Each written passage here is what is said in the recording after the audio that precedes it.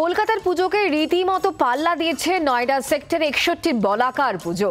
মাদ্রিদের সাইভেলে প্যালেসের অনুকরণে মণ্ডপ করা হয়েছে। এখানে পরিবেশ বান্ধব দুর্গা প্রতিমা গড়েছেন উদ্যোক্তারাই। এখানে দেবীর মূর্তি, তার পোশাক এবং তার গহনা সবটাই পরিবেশ বান্ধব। আরেকটি বিশেষত্ব হলো বলাকার পুজোয় দেবী অসুর বধ করছেন পশ্চিমী মুদ্রায়।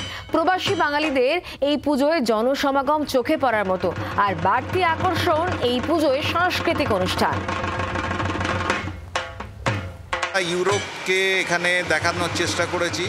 আপনি দেখবেন এখানকার প্রতিমা আর প্রত্যেকটা গয়না ওর ইভেন আপনি ওষুধটাকে যদি আপনারা ফোকাস করতে পারেন, ওষুধের যে বস্ত্র সেটাও যে আমাদের এটা একটা ইউরোপিয়ান স্টাইলের ধারণা থেকেই এসছে।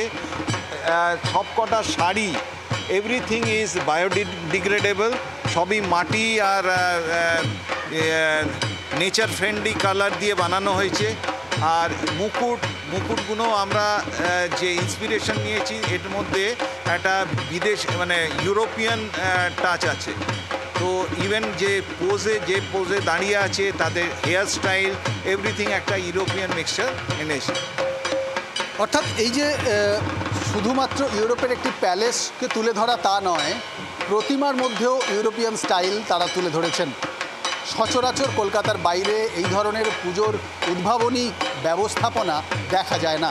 দেখা যাচ্ছে মা এখানে একটি ভঙ্গিতে দাঁড়িয়ে রয়েছেন এবং তার পোশাক, তার শাড়ি, তার যাবতীয় গহনা সবটাই কিন্তু পরিবেশ বান্ধব। উদ্যোক্তারা নজর রেখেছেন, খেয়াল রেখেছেন পরিবেশের কোথাও যেন কোনো সমস্যা না তৈরি হয়। এইভাবেই বলাকা নয়ডা সেক্টর 61-এর পুজো আর 5টা পুজোর থেকে অনেকটাই এগিয়ে রয়েছে।